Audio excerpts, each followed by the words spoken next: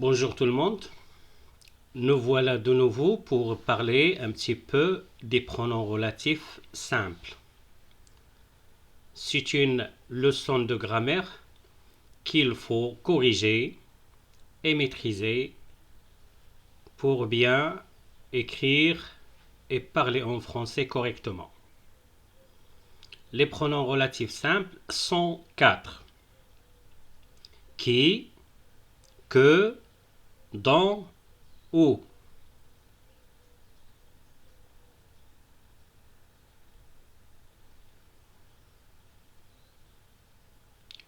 Les pronoms relatifs sont des mots invariables, ils ne changent pas, ils introduisent des propositions relatives. Commençons d'abord par qui. Pourquoi le pronom relatif qui est employé lorsque le pronom relatif a la fonction de sujet. Exemple, Jamel, qui travaillait bien, a eu une bonne note. Comme vous voyez dans l'exemple, qui est un pronom relatif qui a introduit la relative travailler bien. Il a la fonction sujet du verbe travailler. Que est employé lorsque le pronom relatif a la fonction de complément d'objet direct. Exemple, il fait des exercices avec le manuel que son père lui avait prêté. Que est un pronom relatif qui a introduit la relative son père lui avait prêté. Il a la fonction d'un complément d'objet direct avec le verbe avait prêté. Dans est employé dans le cas d'une appartenance. Il a la fonction de complément du nom, du verbe et de l'adjectif. Et on peut dire qu'il remplace un complément introduit par la préposition de. Exemple, nous avons déjà lu le roman dont vous parlez.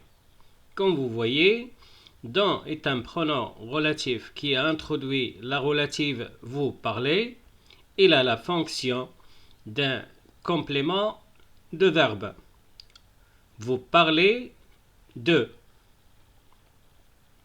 Où est employé lorsque le pronom relatif a la fonction de complément de lieu, parfois de temps aussi.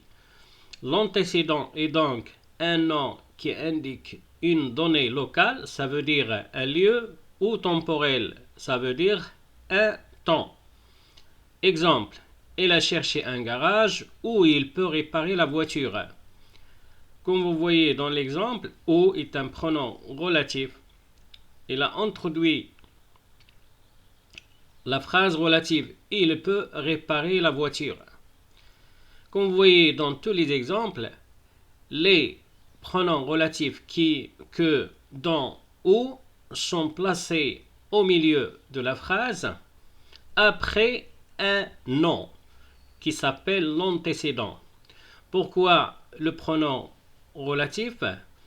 Il introduit la phrase relative qui a la fonction de faire une description ou bien de caractérisation du thème dont on parle dans les expressions et les phrases suivant le code écrit ou parlé en français.